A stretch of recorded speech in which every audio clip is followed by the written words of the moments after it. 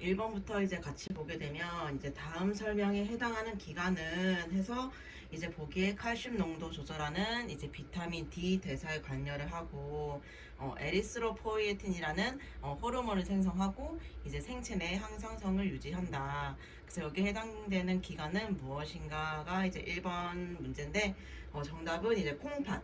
콩팥이야. 책을 보면 이제 페이지 450. 페이지 450이고 혹시 이 책을 갖고 있게 되면 이 책으로는 페이지 455페이지.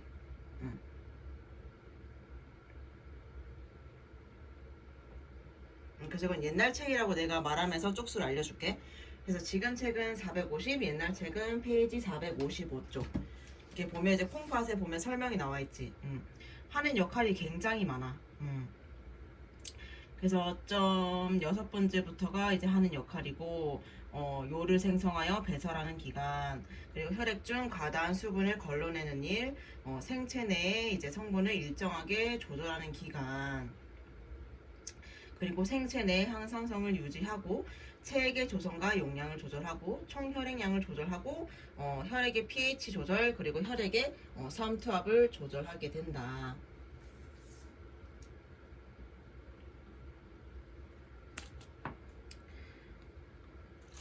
그래서 이제 1번에 해당되는 답은 콩팥이다.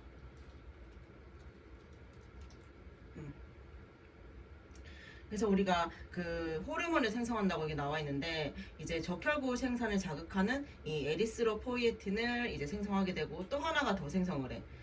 혈압의 조절에 관여하는 레닌도 이제 생성을 하게 된다.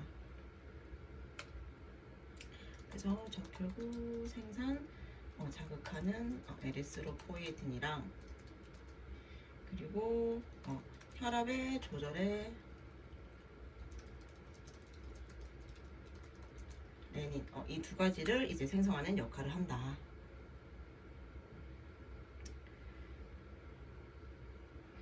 그 답은 콩팥이 되겠고, 그 다음에 이제 이번 문제를 보면 이제 여가 속도를 측정하는 물질은 해서 나와 있어. 여가 속도를 측정하는 물질은 무엇일까? 이거는 이제 우리가 페이지를 넘겨보면 책으로 452쪽. 그리고 옛날 책은 457쪽. 에 여가라는 파트가 있어. 그래서 452쪽 맨 위에서 세 번째 보면은 이제 여가 속도를 측정하는 물질이라고 해서 이제 뭐라고 나와 있니? 이눌린이지.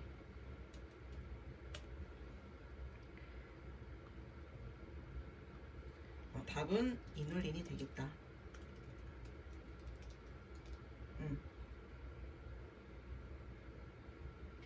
그래서 여가 속도를 측정하는 물질인 이눌린이라는 것은 우리가 인체 내에서는 생성이 되지 않아.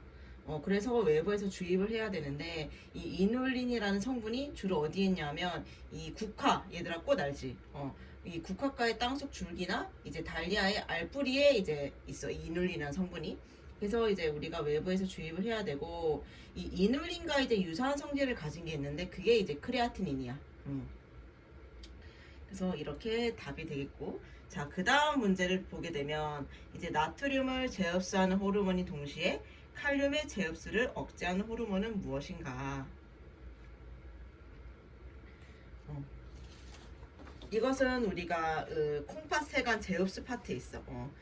페이지 452쪽에 6번이라고 해서 보이고 옛날 책은 458페이지로 가면은 콩팥 세관의 재흡수 파트가 있어.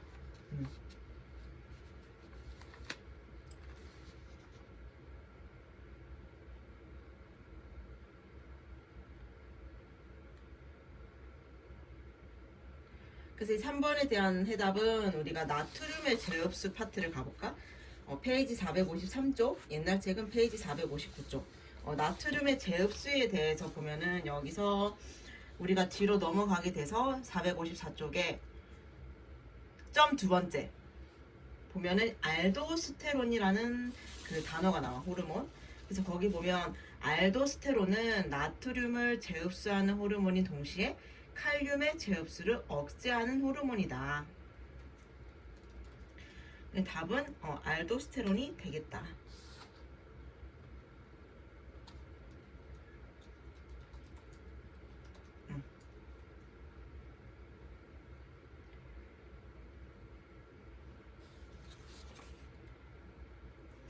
자, 그 다음 밑에 문제를 보면 이제 부신에서 분비가 되고 세간에 작용을 해서 나트륨의 제흡수를 촉진하는 호르몬은 또 무엇인가 라고 나와 있는데, 이것은 다시 조금 앞으로 돌아가야 돼.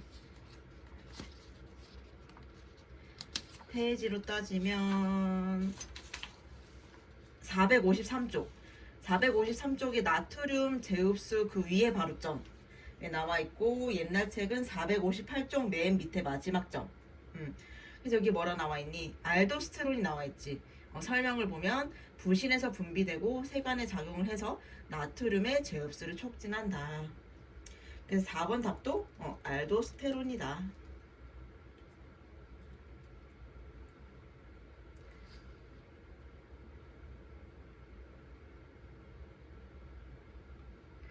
그 다음에 이제 5번 제흡수와 분비가 가장 활발히 이루어지는 세간은 무엇인가?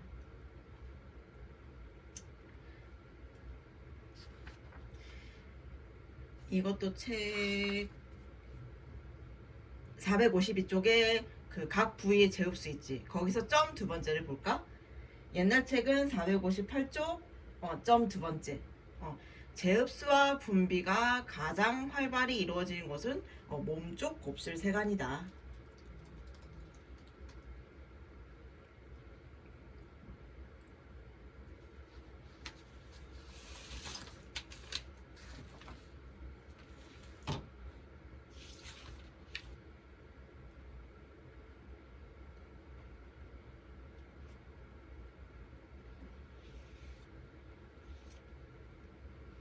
그 다음에 이제 6번 물의 배설량을 조절하는 호르몬은 무엇인가? 이것은 책으로 보면 455쪽, 옛날 책은 460쪽에 물의 배설에서 점 두 번째를 보게 되면, 물의 배설량은 집합간에 작용하는 항이뇨 호르몬에 의해 조절이 된다. 답은 항이뇨 호르몬이다.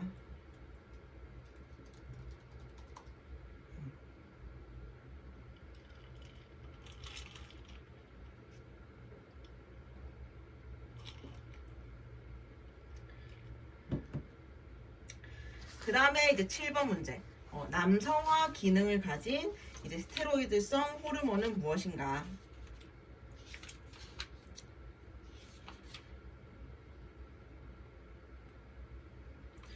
우리는 이거 책으로 보면은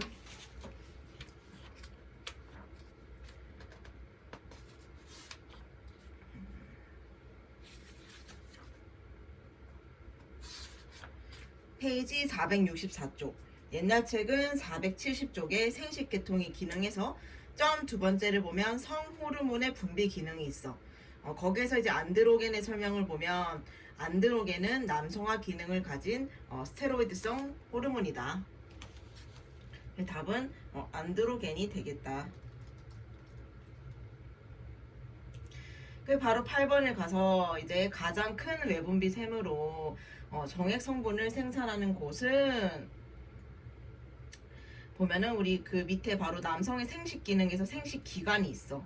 거기서 점 네 번째를 보면은 요도 근위부를 둘러싸고 있는 전립샘은 방광 아래 부위에 있으며 가장 큰 외분비 샘으로 정액 성분을 생산하는 곳이다. 그래서 답은 전립샘이 되겠다.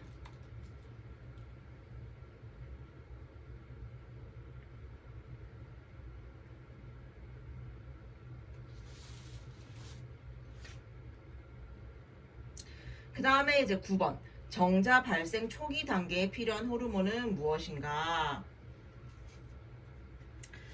해서 나와 있는데, 그것은 바로 465쪽에, 옛날 책은 바로 471쪽에 옆에 정조세포 보이지? 정조세포에서 그 맨 밑에 있는 거 FSH가 있어. 그치? 이게 바로 정자 발생 초기 단계에 필요한 호르몬이다.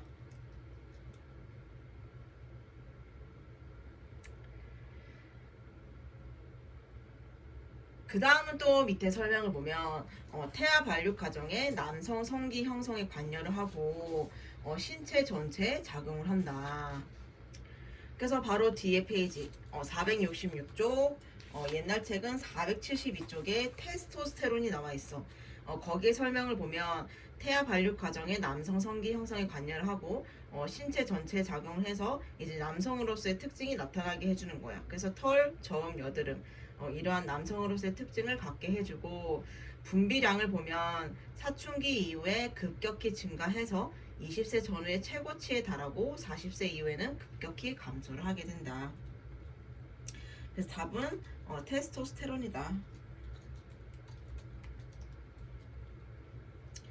그 다음에 이제 11번은 이제 수정된 난자를 발육하는 장소는 어디인가? 그래서 그 밑에 바로 여성의 생식 기능에서 생식 기관이 있어. 난소, 자궁관, 자궁질, 대음순 등등 이렇게 나와 있는데 거기서 이제 자궁을 보게 되면 나와 있지. 자궁이 바로 수정된 난자를 발육하는 장소이다. 그래서 11번의 답은 자궁이 되겠고 그 다음으로 넘어가서 보면 성주기가 멎어도 분비되는 호르몬은 무엇인가? 이것은 페이지 469쪽. 옛날 책은 475쪽.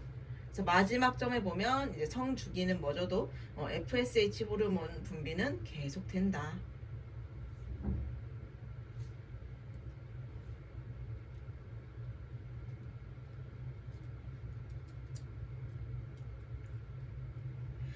그 다음에 이제 호르몬에 대한 설명이 나와 있어. 첫 번째를 보면 여성다운 체격과 체모를 갖추게 한다. 그리고 피부 및 조직의 지방 조직 발달을 작용시킨다. 그래서 여기에 해당되는 호르몬은 무엇인가 하면 페이지 471쪽. 옛날 책은 어쪽이지?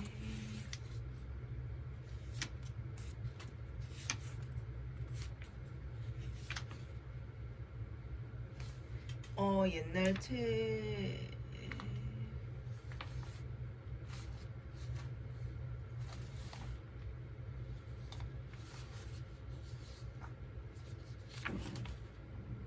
옛날 책은 476쪽, 지금 책은 471쪽. 이게 첫 번째로 나오는 게 에스트로겐이야. 그래서 1번에 해당되는 것은 에스트로겐 호르몬에 대한 설명이었고 두 번째 설명을 보게 되면 자궁에 작용을 하고 수정란을 받아들이는 데 필요한 작용을 한다.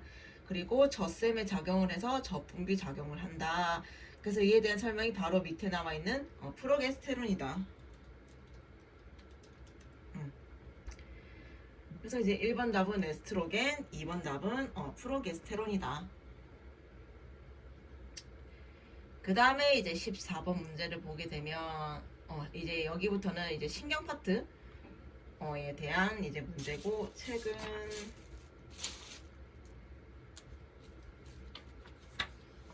483쪽, 옛날 책은 489쪽.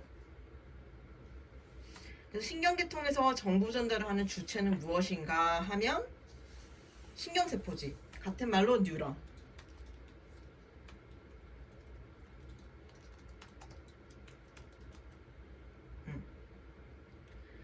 그 다음에 이제 15번. 나트륨, 칼륨 통로 등의 이온 통로를 발현해서 다른 세포와 달리 정기적 방법으로 신호를 전달하는 것은 무엇인가? 하면 이것도 정답은 신경세포가 되겠다. 뉴런.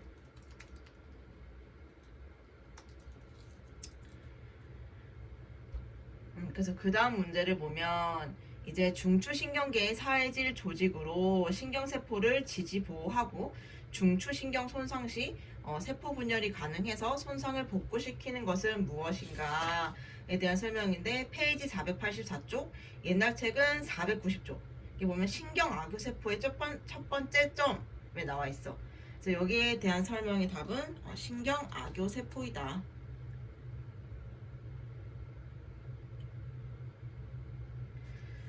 그리고 이제 그 다음 문제를 보면 신경계의 청소세포로서 포식작용을 하는 것은 무엇인가?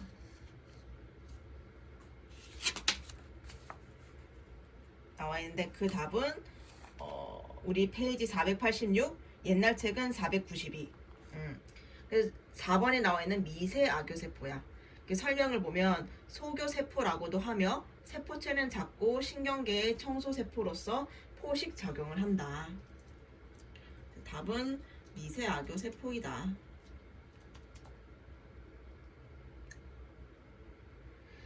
그 다음에 이제 18번 문제를 보면 뇌 발생 과정에 있어서 발생 사주에 신경관의 머리 쪽에는 몇 개의 팽대부가 나타나게 되는가? 그래서 바로 옆에 487, 옛날 책은 493에 보면 점 마지막 첫 번째 점에 3개의 팽대부가 나타난다고 돼 있지. 그래서 이게 무슨 말이냐 하면 우리가 발생 사주에는 그 신경관 쪽에 이제 머리가 생기게 된단 말이지. 그래서 머리 쪽에 여러 군데가 부풀어 올라 있어. 그래서 그 부풀어 오른 것이 총 3개라는 거지. 답은 3개가 되겠고, 그 다음 문제를 보면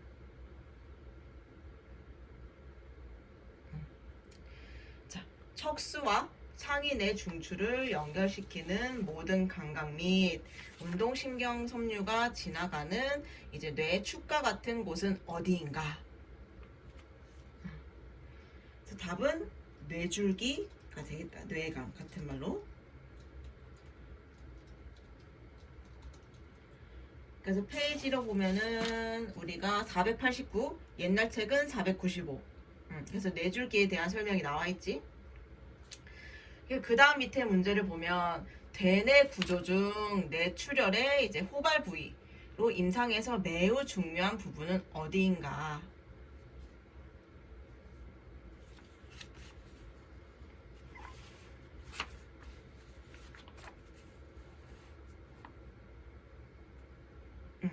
어딜까? 뇌출혈 호발 부위. 바닥핵이지, 바닥핵.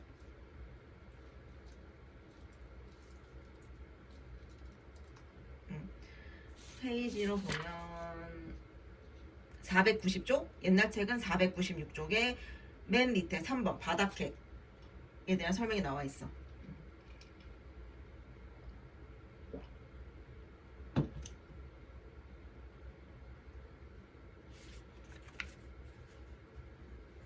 그 다음에 이제 21번 뇌 중에서 가장 뚜렷한 부분은 어디인가? 이것은 페이지 492쪽, 옛날 책은 498쪽. 이게 끝내 보이지? 종내. 종내 설명을 보면 뇌 중에서 가장 뚜렷한 부분으로 세로 틈새라는 깊은 골에 의해 왼쪽과 오른쪽 대뇌 방구로 갈라지고 막교차 섬유에서 서로 연결이 된다.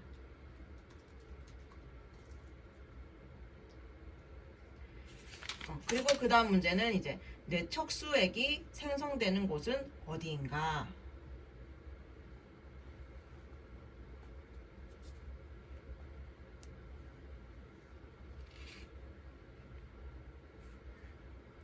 뇌척수액은 어디서 생성이 될까? 맥락얼개에서 생성이 된다.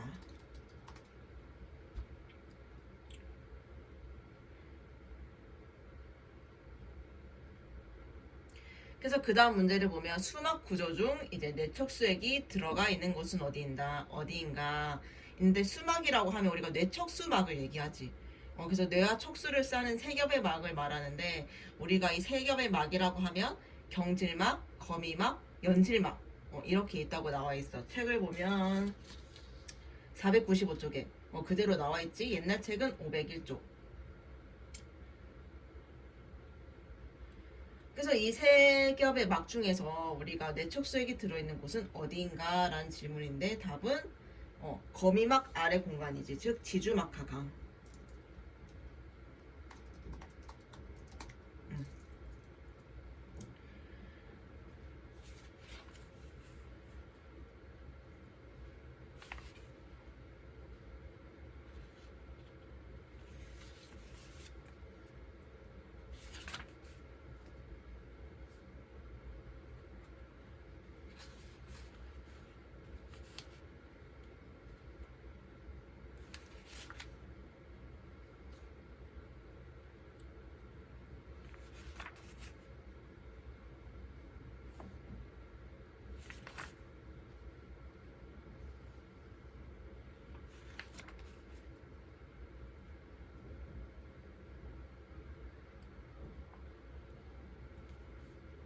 그 다음에 우리가 이제 나오는 게 뭐냐면 그 주체계에 대한 설명이야.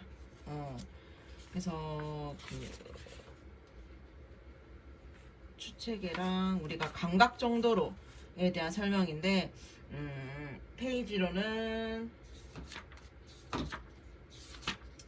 500쪽, 옛날 책은 506쪽이야. 그래서 이제 촉각과 압각을 위한 감각 충격 전도로는 어디인가 라는 말이 있는데, 일단 답은 전척수시상로.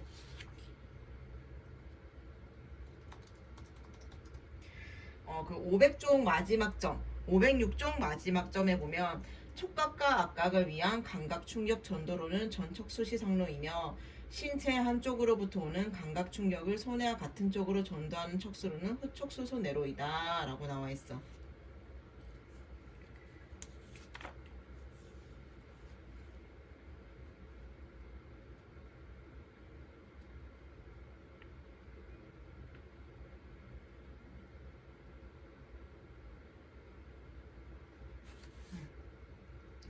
그 다음에 이제 회백질을 둘러싸고 있는 회색으로 보이는 곳으로 뇌로 출입하는 신경 흥분의 전도로는 어디인가. 그래서 이거는 우리가 500쪽에 점 하나 둘셋넷 다섯 여섯 일곱 여덟 아홉 번째 백질이라고 나와 있어. 백질의 설명을 보면 회백질을 둘러싸고 있는 회색으로 보이는 곳으로 뇌로 출입하는 신경 흥분의 전도로이다. 이게 답은 백질이 되겠다.